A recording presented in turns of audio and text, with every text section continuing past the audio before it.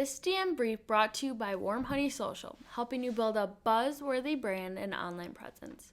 To hear the rest of Caleb's story, check out the full episode. Almost like I had like a panic attack. Okay.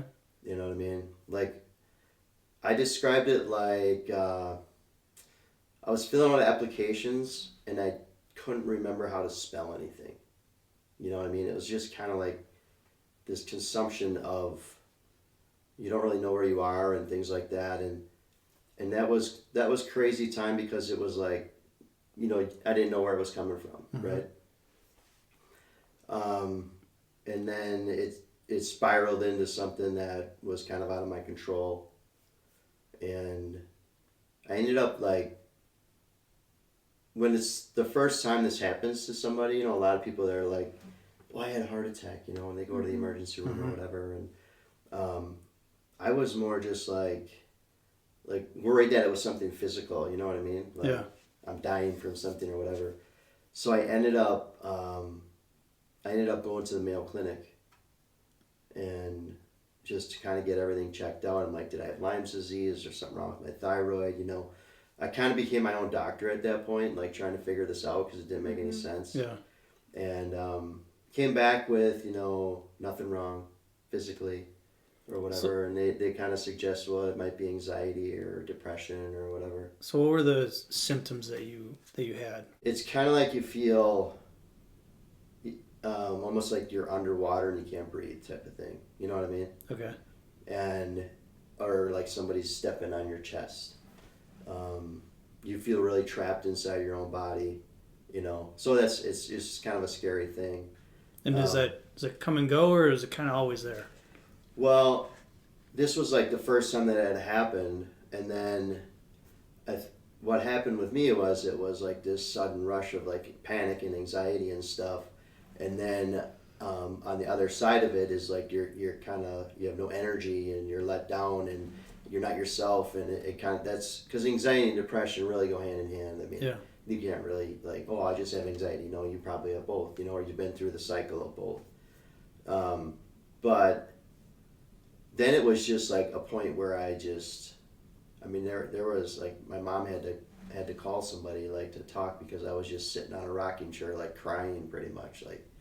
So it's just crazy kind of how it just almost like snapped, Yeah. you know, at that point. Did it affect you in a way that just thinking about, okay, I was an athlete, I'm this and that, like, does that, and then now all of a sudden you just feel like you have no control? Did that make it worse, do you think? Or were you not even thinking like that? You know, before this, I was competing, right, at a pretty high level. I played in college at lacrosse, you know, and in high school, obviously, and played all sports in high school. And, you know, at that point, I'm competing to win a game. And then I'm 22 years old and I'm competing to get my life back, Right. you know? And it's kind of out of nowhere because, like you said, it's like, you know, both my parents, you know, I was raised by both my parents. You know, I have 2 brothers and a sister and a loving family or whatever, and played sports. You know, I've been blessed with a lot of different things, and it just kind of hit me out of nowhere, you know. So that's where, and then what happens is you start spiraling in your head. Yeah. You know, like, what the heck's going on? And that's why I'm like, this can't be, you know, caused from my mind or whatever causing this all to happen, you know. And I think then a lot of people, and including myself, I kind of like was looking to find an answer to why it happened, or like, what did I do wrong? You know, why does God hate me? You kind of start having those doubts, like, you know, why me, type of thing. And I think that's like the major question in a lot of people's lives, are whether you're a believer or a non-believer, is, you know, how can so many bad things happen in this world, so many tragic things, right? And sometimes it's hard to explain, but the way that I've explained it, you know, to myself and throughout my life, and is that, you know, once Adam and Eve sinned, sin entered the world. It's not God that's causing this. It's the sin of the world that causes it, right? And we're a part of it. We live in it. And I think mental illness, especially, because you can't really see it.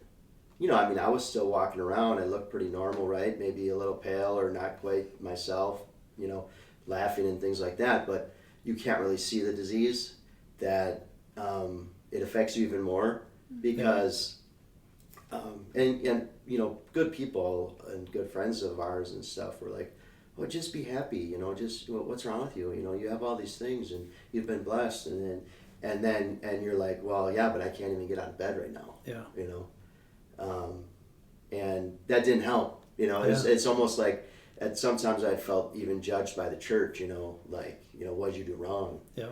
And that's kind of how, and then you feel really weak, you know. I felt like I was a failure as a person, like I couldn't kind of get over that hump or what happened. And did that feeling of judgment cause you to pull back even more?